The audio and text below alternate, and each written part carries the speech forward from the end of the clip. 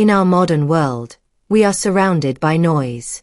The clamor of ambition, the roar of marketing, the polished gleam of success stories meticulously crafted for public consumption.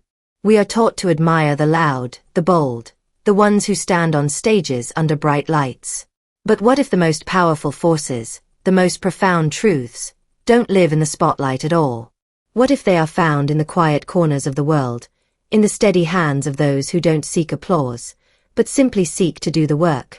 Welcome to Quinn Timeless Tales.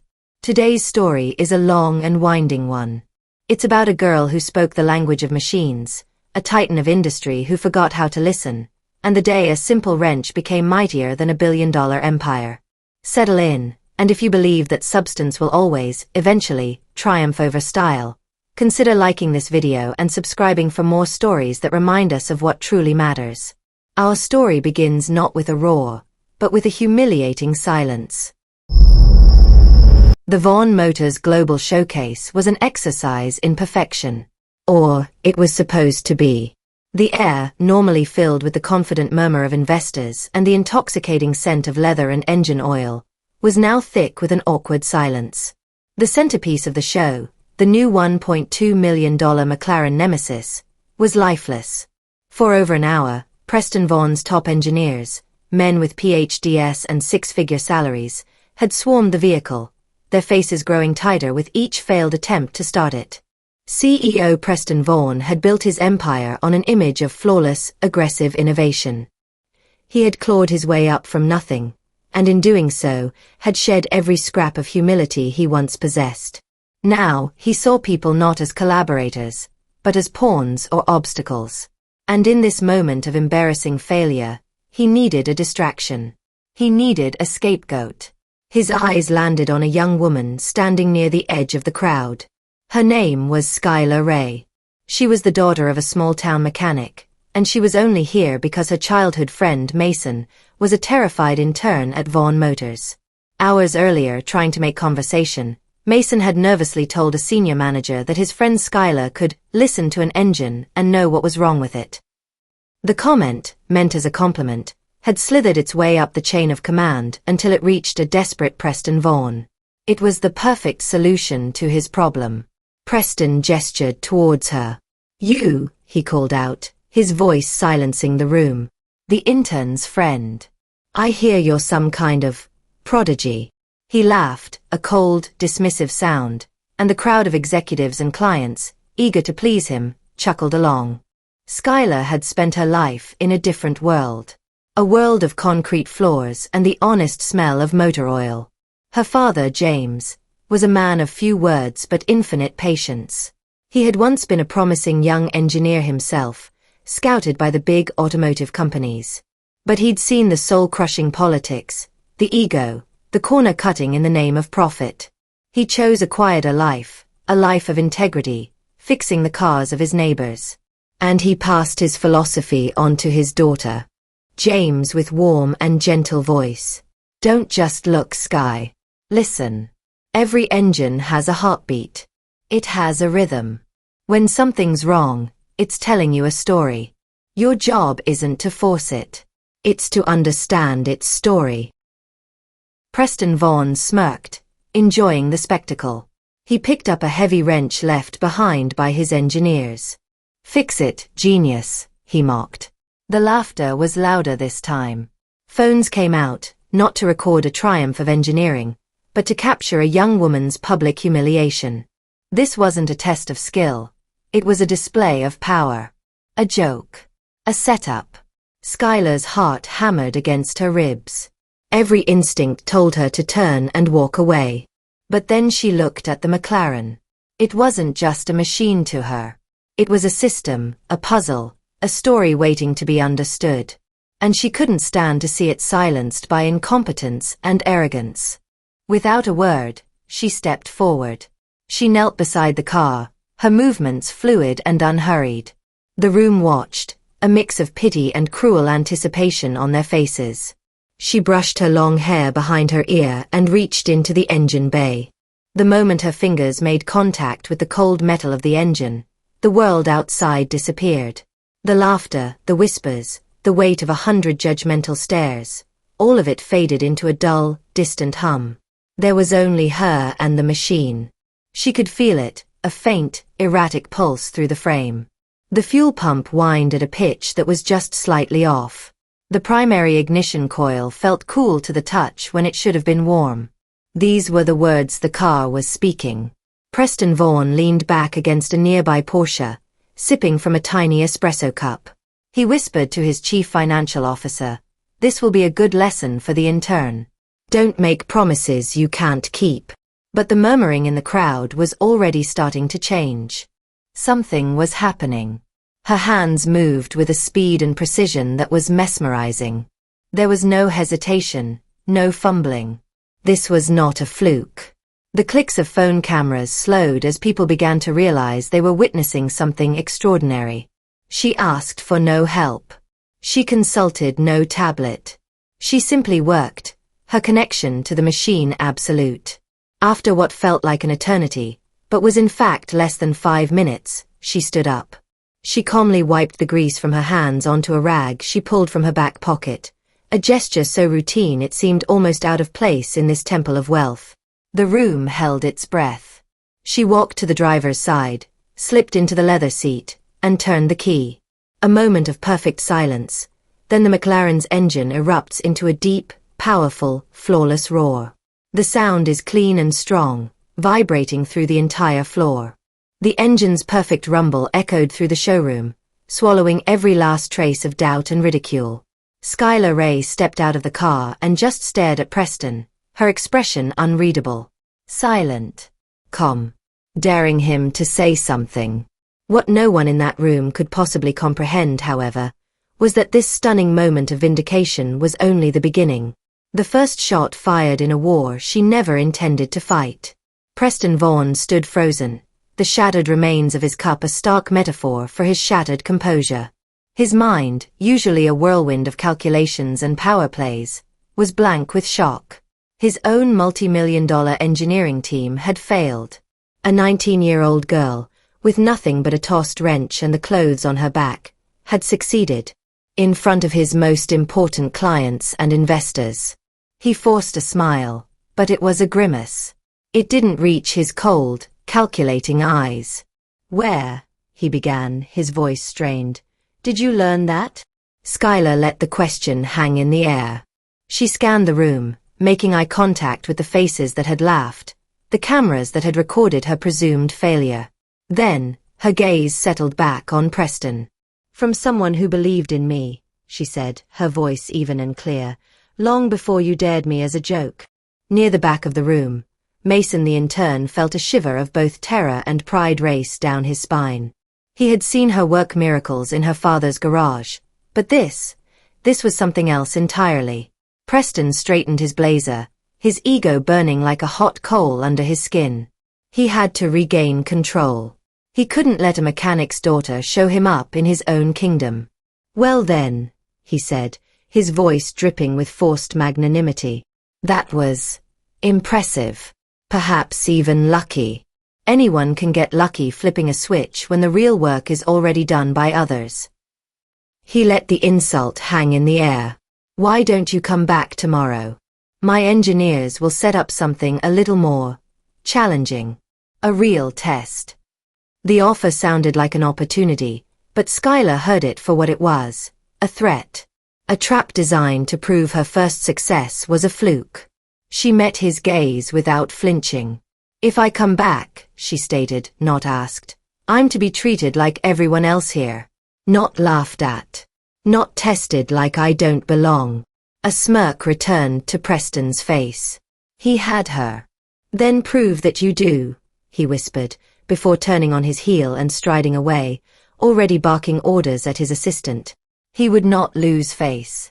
Not in his own empire. That night, the internet did what it does best. The story exploded. The girl who humbled a billionaire became an overnight sensation. But Skyler didn't see any of it.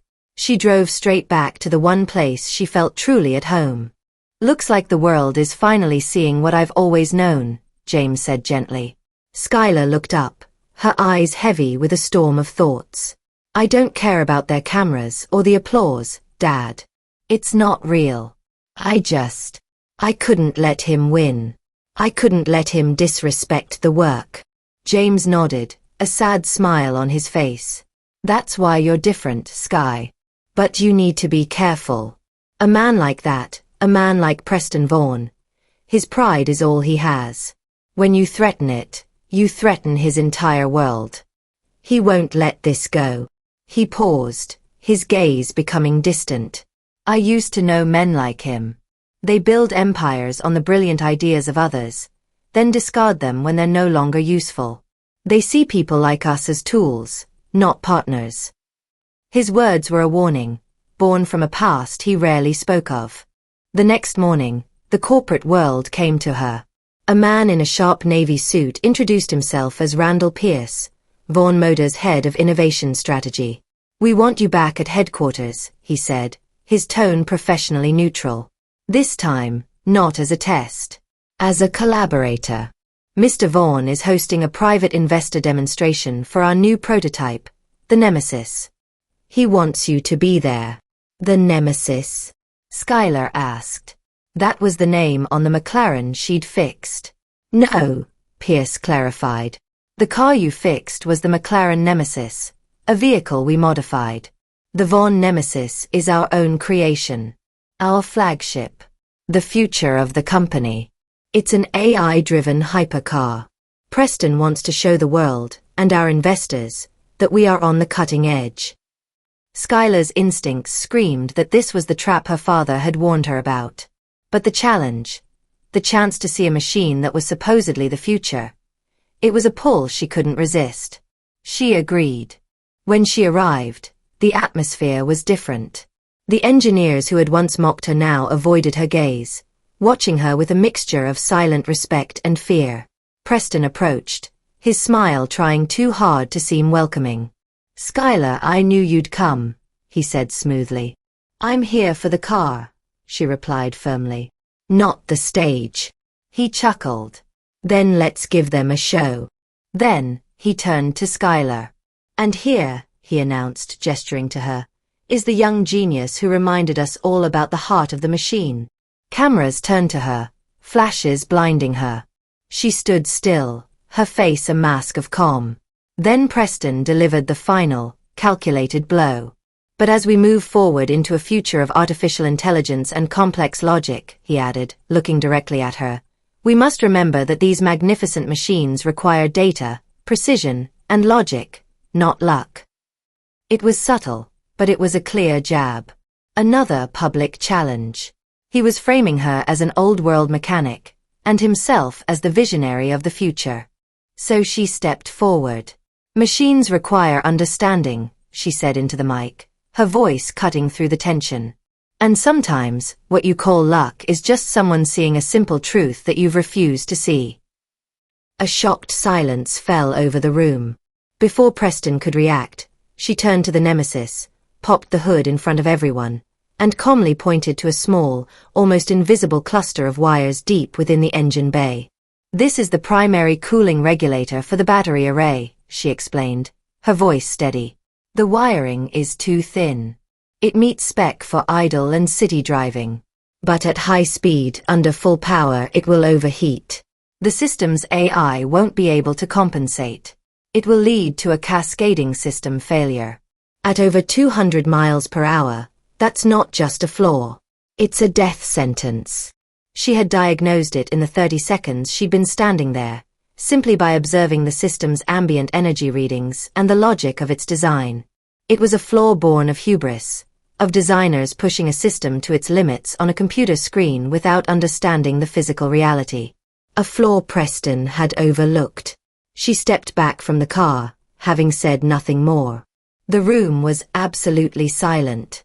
Preston stood frozen, his face ashen. His entire empire, his vision of the future, had just been shaken to its core. Not by a competitor, not by a market crash, but by the very girl he had tried to humiliate.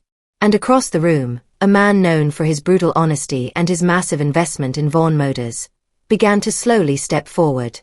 The silence in the room was unbearable. No music, no clinking glasses, just the quiet, almost imperceptible hum of the Nemesis's internal systems. Preston Vaughn stood on the stage, his knuckles white around the microphone, his carefully constructed world collapsing around him. The man stepping forward was William Mercer, a legendary investor known for his sharp mind and his even sharper tongue. He rarely spoke at public events, but when he did, markets moved. He walked right up to the Nemesis, peered at the wiring Skyler had indicated for less than a second, then turned to face the crowd of anxious investors. His voice was calm, but it carried the weight of a judge's gavel. "She's right," he said. "This would have failed in the field. At this price point, with this level of technology, that is not just a flaw. It is a fundamental deception. We were being sold a promise that the machine itself could not keep." The words fell like thunder. Other investors, emboldened by Mercer, started firing questions, not at Preston, but at Skyler. "How did you see that? What is your background? Why did his entire team miss it?" Skyler, still standing quietly, answered simply, "I listen to machines the way you listen to stock reports. I wasn't trying to embarrass anyone. I was trying to prevent a mistake that could cost lives." That single sentence reframed the entire event. It wasn't about ego anymore. It was about responsibility. It was about truth. Backstage, Preston's board of directors were huddled in a panicked whisper. Skyler noticed one of them, a sharp-eyed woman in her 40s, watching her not with anger, but with a look of intense calculation. For the first time, Skyler saw something new in that room. Not condescension, not challenge, but opportunity. Preston locked himself in his office for the next 24 hours. The world no longer talked about his car. They talked about her. But Skyler did not celebrate. The victory felt hollow. She was back in her father's garage, the clinking of her tools the only sound she wanted to hear. Her father watched her from the doorway. "Is it strange?" he asked softly. "What?"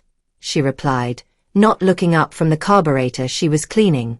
"That the whole world sees you now," he said.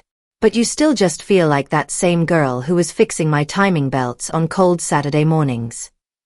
Skyler finally looked up and nodded slowly. "That is exactly how it should feel," she whispered. Her phone buzzed.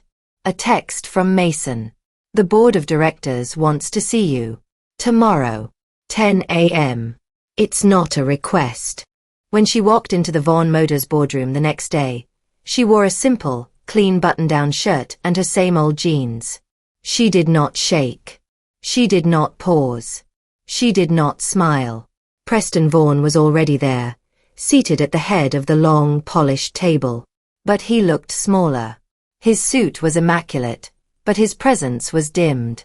Around him sat the directors, including the sharp-eyed woman from the event. She introduced herself as Eleanor Vance. Skyler took the empty seat directly across from Preston. Eleanor spoke first. "Ms. Ray," she began, her voice crisp and direct. "This company is at a crossroads. For years, it has been driven by a singular vision, a singular ego. And yesterday, we saw the catastrophic danger of that approach." She looked pointedly at Preston, who stared at the table. "We believe," Eleanor continued, turning back to Skyler, "that the future of this company cannot be built on pride. It must be built on precision, on integrity, on people who see what others miss. We are restructuring. We are forming a new quality and innovation oversight division. A division with the power to veto any project that does not meet the highest standard of safety and engineering truth. And we want you to lead it." The offer hung in the air. It was a complete surrender. A total transfer of power from the man who had mocked her to the woman he couldn't break. Preston finally looked up, his eyes filled with a dawning horror. He was being neutered within his own company. Skyler looked at Preston. She looked at Eleanor. She thought of her father's warning, and his belief in the honesty of good work. This wasn't about revenge. It was about responsibility. It was about making sure the machines told the truth. She nodded once, her gaze steady and clear. "I'm ready." And in that moment, The girl who had been dared as a joke became the conscience of the very empire that had tried to silence her. She didn't win by playing their game. She won by refusing to play any game at all. She won with something far more powerful than money or influence: the undeniable, unshakable power of truth. Skyler's story is a timeless reminder that your value is not determined by the room you're in, or the people who judge you. It is determined by what you can do, by the substance of your character, and by the quiet integrity with which you do your work. In a world full of noise, sometimes the most powerful voice is the one that speaks a simple, honest truth. If this tale resonated with you, please share it with someone who might need to hear it. True strength is rarely loud. Thank you for joining us at Quinn Timeless Tales. Don't forget to subscribe for more stories that explore the heart of the human experience. Until next time, let your actions speak for you.